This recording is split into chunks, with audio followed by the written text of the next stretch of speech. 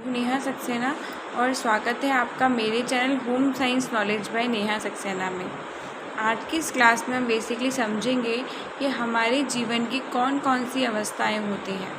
तो इस वीडियो को स्टार्ट करने से पहले मेरे चैनल को सब्सक्राइब करिए, लाइक करिए और वीडियो को शेयर ज़रूर कीजिएगा। तो सबसे पहले हम बच्चों बात करते हैं मानव के जीवन की अवस्था।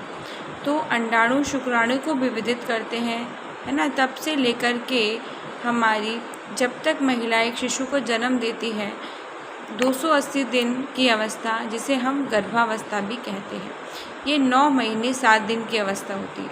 तो क्वेश्चन यही आ जाता है कि गर्भावस्था कितने दिन की अवस्था होती है। तो बच्चों गर्भावस्था 9 महीने और 7 दिन की अवस्था होती है, वो गर्भावस्था कहलाती है। इसके बाद में हम बात करते हैं जैसे ही शिशु का जन्म हो जाता है तब से लेकर के माता शिशु को स्तनपान कराती है 1 या 1.5 साल तक। तब तक माता की अवस्था को धात्री माता या धात्रीवस्था कहते हैं और जो शिशु होता है उसे नवजात शिशु कहते हैं। 1 माह तक के शिशु के जन्म के पश्चात 1 माह तक के शिशु को नवजात शिशु की अवस्था कहते हैं।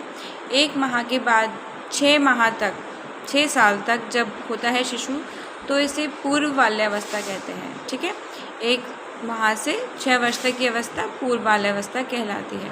और 6 माह से लेकर के 12 वर्ष तक 6 वर्ष से लेकर के 12 वर्ष तक की जो अवस्था होती है, जिसमें बालक विद्यालय जाने लग जाता है, शिक्षा प्राप्त करने लग जाता है, तो ये अवस्था उत्तर बाल्यावस्था कहलाती है। क्लियर।